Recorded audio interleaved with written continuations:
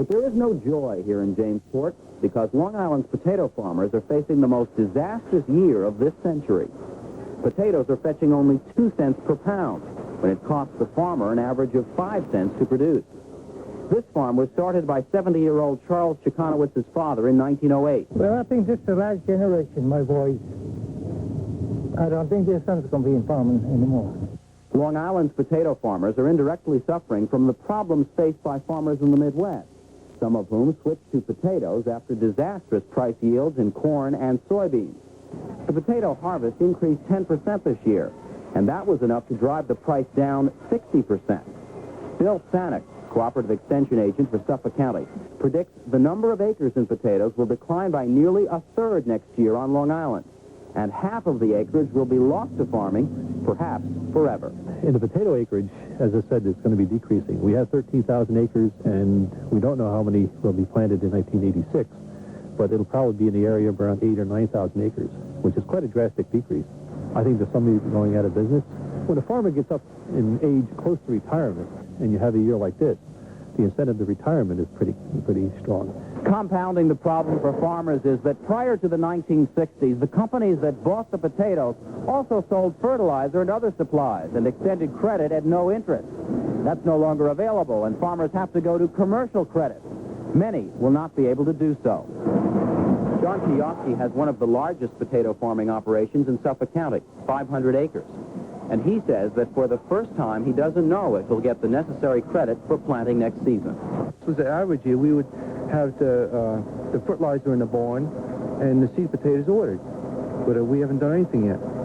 How does this year compare with other bad years? Well, this is the worst.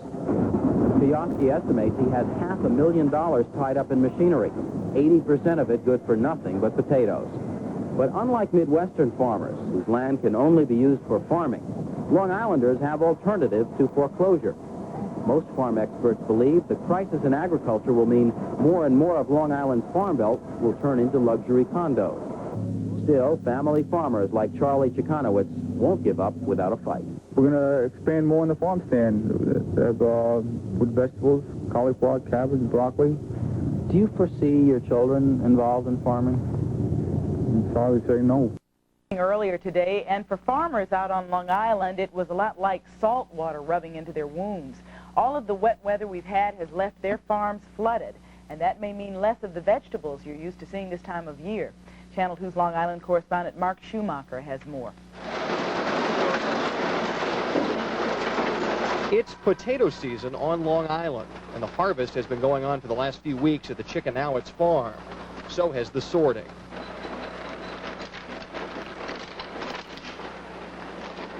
As you watch these 50-pound bags roll off the conveyor belt, it would appear to be business as usual until you look to the other side of the barn.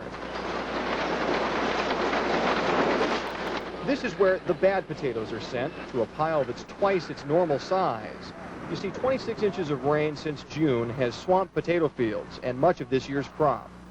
This would have been a number on size A potato, but the sunlight exposed it to the green there.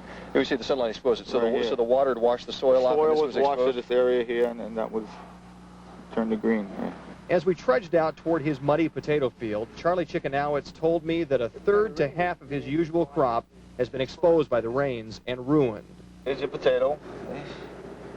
Okay. So the water has washed the soil off, and now you've got sun exposure on it, makes it no good.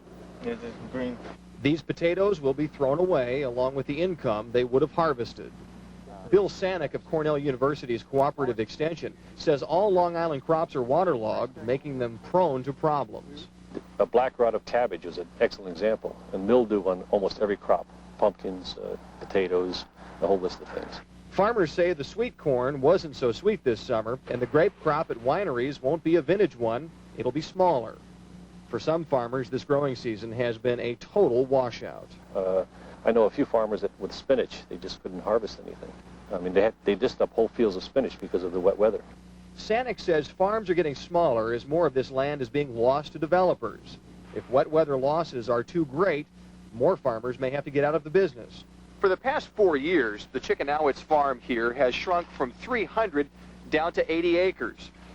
Farming is fading out on Long Island, And soggy weather and a poor season like this one certainly will do little to preserve it.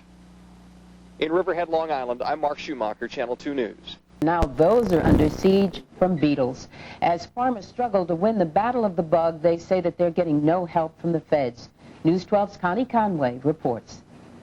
Chick's farm in Jamesport is just one of many eastern Long Island farms infested with the Colorado beetle.